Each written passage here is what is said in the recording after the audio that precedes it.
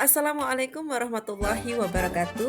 Salam dan bahagia Bapak Ibu guru hebat se-Indonesia. Jumpa lagi dengan saya, Jamilah, guru SMA Negeri 11 Tangerang CGP Angkatan 11 dalam aksi nyata modul 1.4 Budaya Positif.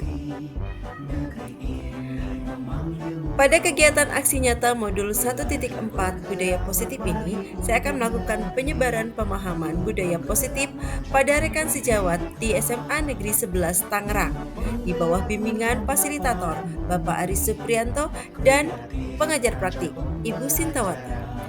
Adapun tujuan dari kegiatan aksi nyata modul 1.4 ini adalah CGP dapat menyampaikan pembelajaran dari penerapan konsep inti dari modul budaya positif serta pemahaman mereka mengenai konsep-konsep inti dalam modul budaya positif.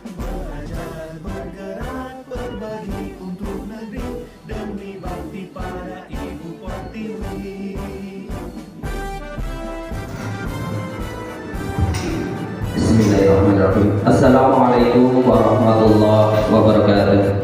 Assalamualaikum warahmatullahi wabarakatuh. Alhamdulillahirabbil alamin wassalatu wassalamu ala asyrofil anbiya'i wal mursalin wa ala alihi wa sahbihi ajma'in. Asyhadu an la ilaha illallah wa asyhadu anna Muhammadan abduhu wa rasuluhu, amma ba'd. Yang terhormat Ibu Kepala SMA Negeri 11 Kota Tangerang, Dr. Anda Hajah Ummul Mahmud Rais MPD. Yang saya hormati para wakil kepala sekolah, yang saya hormati seluruh dewan guru, salam tidak lupa seluruh kita curahkan kepada junjungan kita Nabi besar Muhammad Sallallahu Alaihi Wasallam, pada seluruh keluarganya, seluruh sahabatnya, juga seluruh umatnya yang selalu istiqomah menjalankan risalah-risalahnya. Kita berharap kelak di akhir zaman mendapatkan syafaat beliau. Amin. Hadirin yang dirahmati Allah, perkenankan saya membacakan susunan acara pada hari ini. Yang pertama adalah pembukaan.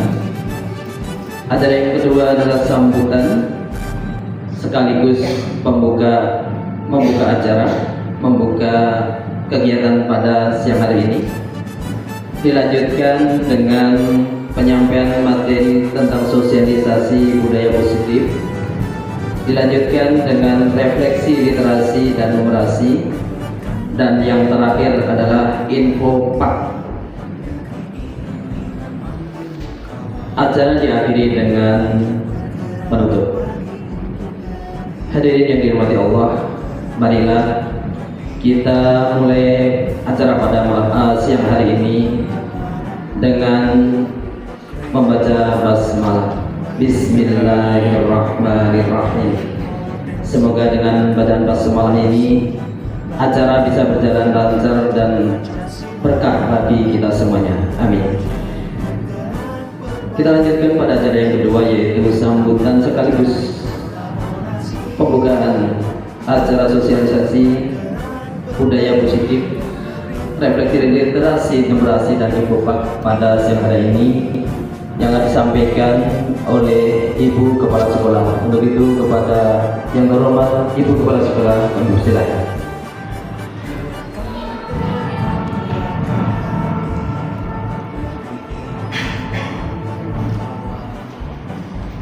Assalamualaikum warahmatullahi wabarakatuh.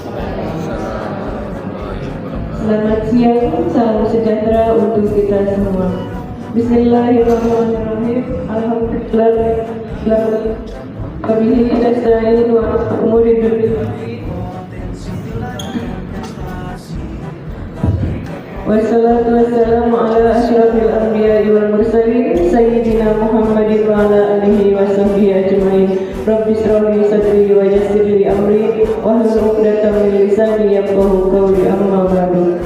Yang saya hormati Bapak dan Ibu para wakil kepala sekolah, yang saya hormati Bapak dan Ibu dewan guru, puji syukur kita panjatkan kehadirat Allah Subhanahu wa Ta'ala karena atas izinnya juara, atas berkenannya juara sampai detik ini kita masih dapat melakukan aktivitas, diantaranya mengikuti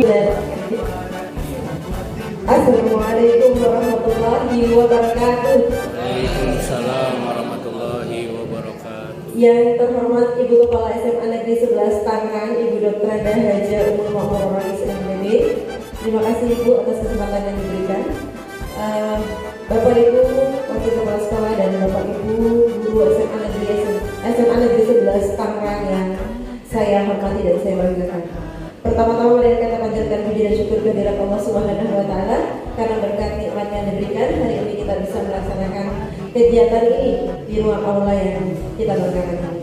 Salawat dan salam semoga Allah selalu tercurahkan kepada Tuhan Nabi besar kita Muhammad sallallahu alaihi wasallam, kepada keluarga sahabat dan pengikutnya hingga yaumil akhir. Bapak Ibu guru hebat, hari ini saya berkesempatan untuk mendiseminasikan modul 1.4 dari pendidikan guru penggerak saya yang sedang saya jalani yang bertemakan budaya positif. Kebetulan tema ini adalah termasuk fokus kegiatan observasi kelas kita.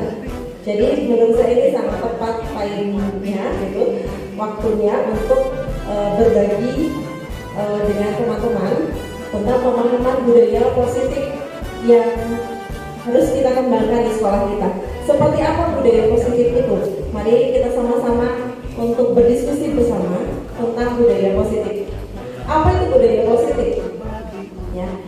Budaya positif adalah nilai-nilai keyakinan dan kebiasaan-kebiasaan di sekolah yang berpihak pada murid agar murid dapat berkembang menjadi pribadi yang kritis, penuh hormat dan bertanggung jawab. Disiplin yang diharapkan tercipta dalam sekolah bukan karena keterpaksaan.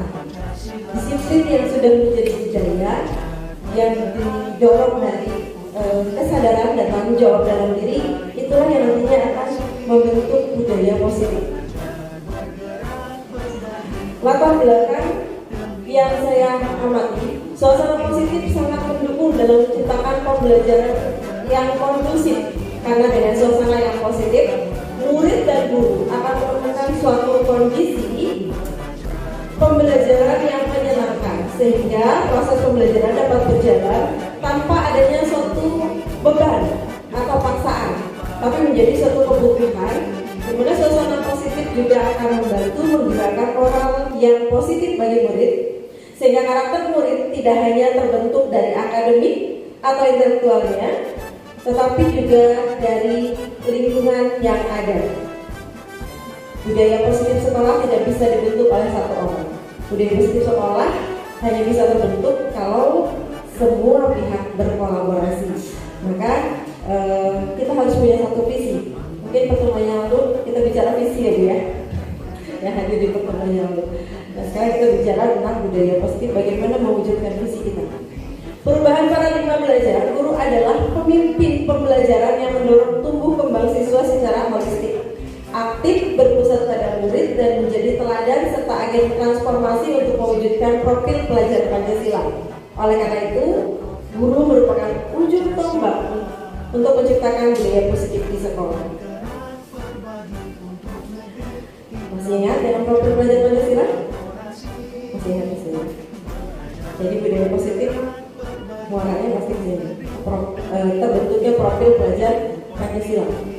Bapak Ibu, perilaku anak di dalam kelas atau di lingkungan sekolah yang terjadi, entah itu yang positif ataupun yang negatif, sebetulnya dilakukan karena dorongan 5 kebutuhan dasar manusia ini. Kebutuhan yang pertama, kebutuhan bertahan hidup. Kalau Bapak Ibu lihat ada anak yang masuk kantin ketika jam pelajaran, itu kita harus pahami berarti dia sedang memenuhi kebutuhan ini. Karena berarti lapar ya Pak Bu. Kalau lapar kan berarti harus terpenuhi kebutuhan untuk hidup ya. Kalau enggak dia sakit. Ajak bicara dulu, jangan langsung berakhir. Karena ada beberapa siswa kita yang ternyata punya makanis sebenarnya. Dan itu juga harus dipahami gitu. Saya mulai mengajak mereka bicara kalau mereka sudah mengatakan Bu, saya udah izin, saya harus menahan karena harus minum obat. Ya, kita harus pahami itu. Kemudian kebutuhan kasih sayang dan rasa diterima. Banyak anak kita yang nyeleneh karena cari perhatian. Banyak kan anak-anak bermasalah lahir dari keluarga yang broken home. Berarti ada kebutuhan kasih sayang dan rasa ingin terima di sana. Love and belonging. Kemudian kebebasan atau freedom. Anak-anak kita banyak melakukan satu pelanggaran karena ingin kebebasan. Nah, ini juga harus kita bicarakan dengan siswa itu sendiri, bagaimana cara menjawab kebutuhan. Kemudian ada juga yang butuh kesenangan, cuma untuk happy aja melakukan satu tindakan. Kemudian ada juga yang penguasaan power. Ini alasan-alasan yang bisa mendasari perilaku siswa. Perilakunya baik positif maupun negatifnya. Catatannya seperti ini. Nah, kita sebagai guru, kita punya 5 posisi kontrol, Bapak Ibu. Kadang kita bisa bertindak sebagai penghukum. Kadang kita bisa bertindak sebagai pembuat rasa bersalah kepada siswa. Kadang kita ada juga guru yang mengajak menjadikan siswanya teman. Kemudian ada guru yang bertindak sebagai pemantau dan ada yang bertindak sebagai manajer. Kita lihat di mana posisi kontrol yang paling sering kita lakukan. Di mana posisi kontrol yang paling sering kita lakukan? Apa bedanya posisi kontrol yang satu dengan yang lainnya? Kita lihat di sini untuk seorang guru yang mengambil posisi sebagai penghukum. Nada suaranya gimana? Marah ya? Nyari keras atau nadanya keras, tinggi. Nadanya nih tinggi. Biasanya kita mau coba kata-kata gini, awas, patuhi aturan saya, atau awas kamu ya. Selalu kamu yang terakhir memberi tugas. Sering ya Bu ngomong kayak gitu sama gurunya, sama siswa. Jadi itu anak belum dihukum udah merasa terhukum. Itu posisi kontrol sebagai seorang penghukum. Nada suaranya pasti tinggi, dan itu bikin anak down. Seringkali itu membuat anak down. Akhirnya sampai nggak mau masuk sekolah gara-gara ini. Ya. Kemudian ada posisi kontrol sebagai pembuat rasa bersalah. Nada suaranya agak melemah nih, bahkan memelas. Ke siswa itu apa ya? Bikin anak itu jadi terenyuh seperti ya, seperti itu ya. Halus, sedih, bahasa tubuhnya merapat pada anak dengan begitu gitu. Kenapa sih kamu gini nak? Oh ini kamu sial sama ibu. Nah, jadi ada rasa si anak itu menyalahkan dirinya sendiri akhirnya. Ini mengarah kepada frustasi buat si anak, karena membuat dia sangat merasa bersalah. Ibu cuma baru sama kamu. Bagaimana kalau orang tua kamu tahu? Kamu seperti ini, kamu kasihan. Kita mungkin maksudnya mau ngambil hati, tapi ternyata itu sangat menyakiti hati dia sendiri, karena dia merasa bersalah dan akhirnya menyalahkan diri sendiri. Ada juga yang berposisi sebagai teman. Nah, biasanya yang muda-muda nih ya, yang muda-muda pasti bedanya seperti teman ke siswa. Nada suaranya ramah, akrab, bercanda. Saya tulis kalau begitu ya. Bahasa tubuh merapat pada murid, mata dan senyum jenaka. Lucu-lucuan sama siswa. Kalau dibikin salah kita bilang, aduh, bantulah kami, begini ya. Jangan begini lagi. Yaudah, ini kan lagi begini. Bisa sendiri. Ini seperti dengan teman. Bapak Ibu nanti bisa melihat posisi yang mana yang mungkin paling ideal. Yang keempat, posisi sebagai pemantau. Nanti kita akan ambil prakteknya menghadapi siswa. Kita mau ambil posisi yang mana? Sebagai pemantau, nadanya datar, bahasa tubuh normal. Apa yang telah kamu lakukan? Kamu berbuat kesalahan, kamu tahu? Kamu tahu konsekuensinya? Normal. Seperti itu. Jadi kayak supervisor boleh itu bawahannya gitu. Pemantau. Jadi dia atau siswa merasakan bahwa dia bersalah, dia tahu poinnya, dia tahu konsekuensinya. Yang terakhir, posisi manajer. Nada suara tulus, bahasa tubuh tidak kaku, mendekat kepada murid. Apakah kamu meyakininya? Jika kamu meyakininya, apa? Kamu bisa Coba ibu mau dengar solusi yang kamu buat dari kesalahan yang kamu. Jadi kita ngajak dialog, tapi kita tidak perlu mencarikan solusi Bapak Ibu. Karena apa? Kalau kita sebelumnya sudah membuat kesepakatan dan keyakinan kelas, mereka tahu ini aturannya, ini konsekuensinya. Kalau berbuat seperti ini, maka dia harus bertanggung jawab melakukan apa. Kita nggak perlu tarik urat sebenarnya untuk dia melakukan apa yang menjadi tanggung jawabnya. Karena apa? Semua siswa maupun guru tahu aturan dan konsekuensinya. Nggak usah disebut lagi. Berarti kalau kamu begini mau bagaimana? Iya Bu, misalnya dia buang sampah sembarangan, ketahuan sama kita kan? Ayo, apa yang sudah kamu lakukan gitu? Oh, iya Bu, saya salah Bu. Kenapa? Saya buang sampah sembarangan. Terus harusnya bagaimana? Terus saya buang, saya bisa kan? Ya kan dengan sigap memperbaiki perilakunya tanpa harus kita marahi gitu loh, tanpa harus dimarahi. Dan dalam penerapan teori budaya positif dan segitiga restitusi, Bapak Ibu, sebetulnya kita sebagai guru diharapkan bisa berperan sebagai manajer dan menjadikan anak-anak itu sebagai sosok-sosok bertanggung jawab tanpa harus ditakut-takuti, tanpa harus ditakut-takuti, berubah mereka menjadi generasi bertanggung jawab terhadap apa yang dia lakukan. Untuk itu, langkah pertama untuk mewujudkan disiplin positif, saya mengharapkan Bapak Ibu dan yang sekolah juga untuk membuat satu kesepakatan kelas. Kita mulai dari kelas ya.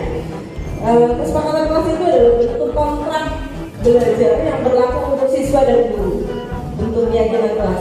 Di sekolah kita punya namanya peraturan tata tertib. Apa bedanya keyakinan kelas, kesepakatan kelas dengan tata tertib dan peraturan? Bapak Ibu yang tahu bedanya kesepakatan kelas dengan peraturan? Pak Dedi.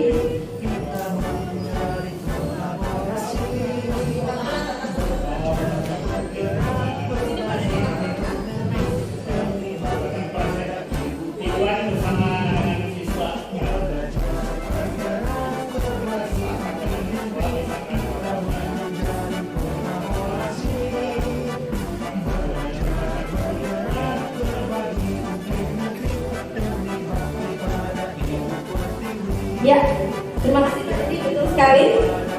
Kesepakatan kelas dengan peraturan atau tata tertib. Pertama dari sumbernya. Kalau kesepakatan kelas itu sumbernya dari siswa bersama guru, dibentuk atau disepakati bersama.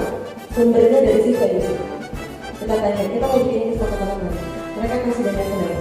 Kemudian nanti kita sambungkan menjadi sebuah nilai yang kita sepakati bersama. Lahirnya dari bawah. Sedangkan peraturan atau tata tertib lahirnya dari atas. Siswa nggak ikut andil dalam penyusunan peraturan tersebut. Itu bedanya peraturan tata tertib dengan kesepakatan atau keyakinan kelas. Saya punya video ini tentang penyusunan keyakinan kelas di kelas. Tapi tadi sudah saya sekali ya di awal pertemuan kalau yang udah masuk duluan.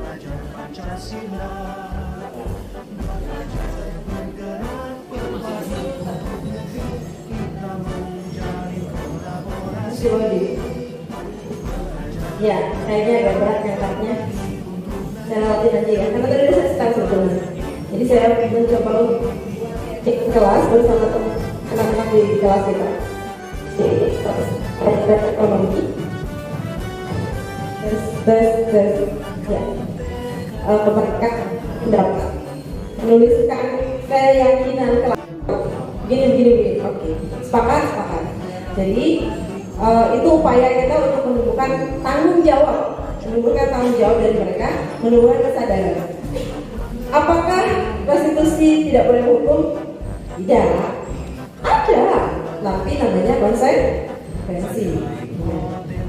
Bukan berarti dengan restitusi anak-anak itu dihukum aja nggak tertib, gimana nggak ada hukuman gitu. Jangan, itu miskonsepsi. Keyakinan kelas, memahami pentingnya memiliki keyakinan kelas sebagai fondasi dan arah tujuan sebuah kelas yang akan menjadi landasan dalam memecahkan permasalahan di dalam kelas. Memang untuk restitusi saya melihat kita banyak mengamati bahwa itu bisa kita terapkan pada terutama pelanggaran sikap. Ya. Kalau pelanggarannya sudah di luar itu, penanganannya adalah ya. Ini menjawab pertanyaan di hati Bapak Ibu. Apa bedanya hukuman, konsekuensi, dan restitusi? Kalau hukuman itu bersifat tidak terencana atau tiba-tiba. Hukuman bersifat satu arah dari pihak guru yang memberikan dan muridnya hanya menerima satu hukuman tanpa melalui kesepakatan. Hukuman diberikan bisa berupa fisik maupun psikis. Kalau konsekuensi bedanya apa? Sudah terencana atau sudah disepakati. Kalau melakukan ini berarti konsekuensinya begini. Itu mereka sudah tahu. Konsekuensi biasanya diberikan berdasarkan suatu data yang umumnya dapat diukur. Peraturan dan konsekuensi yang mengikuti ini sudah diketahui sebelumnya oleh murid. Sikap guru di sini senantiasa memonitor murid. Kita hanya sebagai pemantau minimal seperti itu. Kalau belum bisa menjadi manajer. Kemudian restitusi, proses menciptakan kondisi bagi murid untuk memperbaiki kesalahan mereka sehingga mereka bisa kembali dan mereka memperbaikinya dengan teman-teman dan dunia. Jadi kita tidak menghukum dengan mempermalukan. Ini segitiga restitusi yang dikembangkan untuk mengembangkan budaya positif. Ada langkah pertama yaitu menstabilkan identitas. Yang kedua, validasi kebutuhan dengan cara mengajak ngobrol, ngajak bicara mereka. Kita tahu kenapa latar belakang mereka melakukan itu. Karena setiap anak pasti punya alasan untuk melakukan sebuah tindakan. Kemudian menanyakan keyakinan. Dengan menanyakan keyakinan itu kita tahu bahwa anak ini masih punya pandangan positif. Dia masih tahu yang benar dan yang salah sebetulnya. Sehingga kita arahkan dia terus gimana memperbaikinya. Mereka kan bisa kok. Apalagi itu ada anak SMA. Anak SMA itu orang dewasa awal. Tingkat fase E dan F ini kategorinya adalah fase dewasa awal. Jadi mereka sudah bisa membedakan sebetulnya positif dan negatif. Sudah bisa membedakan benar dan salah. Kita hanya tinggal mengarahkan saja. Menggiring saja menggiring opini mereka, menggiring pemikiran mereka ke arah yang seharusnya. Dalam langkah menstabilkan identitas, setiap orang pasti pernah melakukan kesalahan. Kalimat itu. Jadi jangan bikin mereka turun duluan karena rasa bersalahnya. Kita berikan sebuah semangat bahwa kesalahan itu manusiawi. Semua orang pasti pernah melakukan kesalahan. Tapi bagaimana kemudian kita menyikapi kesalahan kita dan memperbaikinya, gitu kan?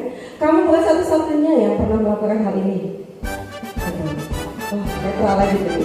Yang tadinya merasa takut, ternyata ada kalimat yang menetralkan dia. Bahwa dia bukan kesakitan dalam tanda kutip. Jadi dia menjadi selevel lagi dari kita, posisinya disamakan, distabilkan identitasnya sebagai manusia yang wajar begitu. Kemudian baru kita memvalidasi tindakannya. Adakah cara kamu tentu punya alasan mengapa melakukan hal itu? Kalimat itu menggali apa alasan dia melakukan. Adakah cara yang lebih efektif untuk mendapatkan apa yang kamu inginkan? Kalau dia bilang, saya pilih salah, emang gak ada cara lain gitu. Sebenarnya kan bisa ada cara lain. Jadi kita buka wawasan ini. Kemudian nilai-nilai apa yang telah kamu sepakati? Kamu ingin menjadi orang seperti apa? Kalau ditanya gitu sih, siapa sih? Mau jadi orang yang baik atau yang gak baik? Pasti jawabannya mau jadi yang lebih baik. Pasti gitu. Anak yang paling atas dari ibu pasti jawabannya, ya bu saya akan lebih baik gitu kan. Oke, ini langkah pertama pada bagian dasar segitiga tadi sudah saya jelaskan. Saya langsung saja untuk mempersingkat waktu. Ini salah satu contoh videonya udah ini juga ya. Karena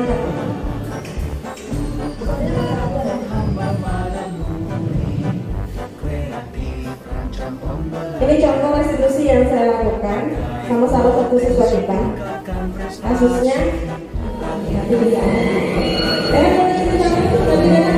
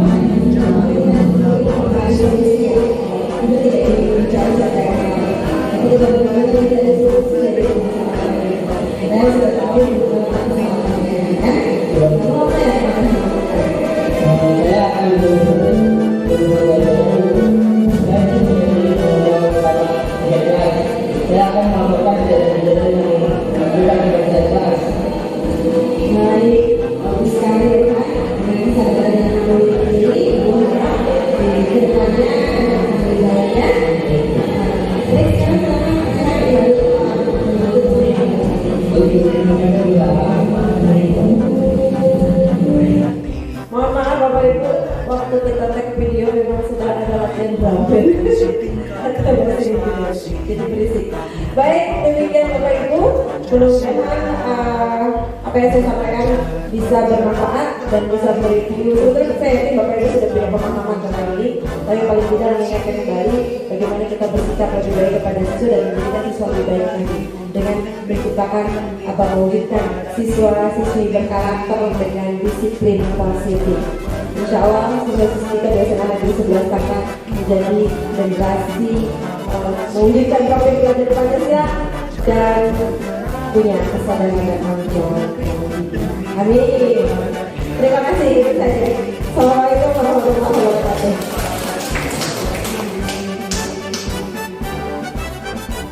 Selanjutnya, kegiatan kedua yang saya lakukan dalam aksi nyata modul 1.4 budaya positif ini adalah penyebaran pemahaman budaya positif pada siswa melalui penyusunan keyakinan kelas.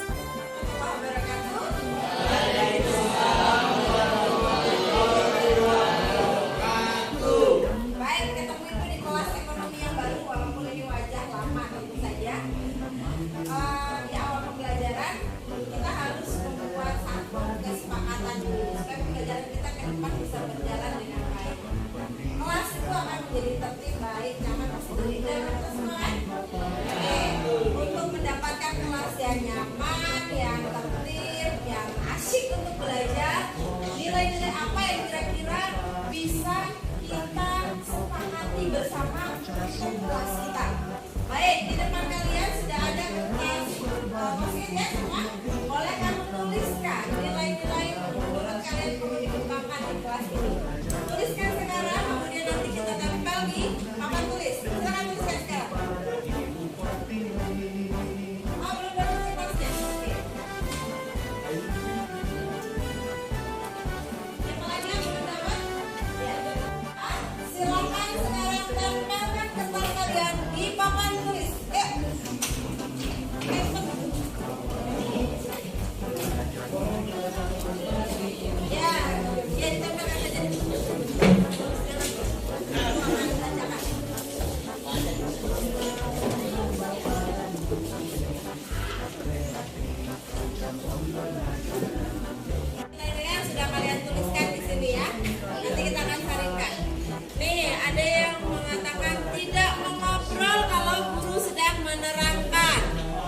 Setuju? Jangan selengean. Kalau selengean, oke, tidak bolos saat jam pelajaran. Betul? Ya, tidak bermain HP saat belajar.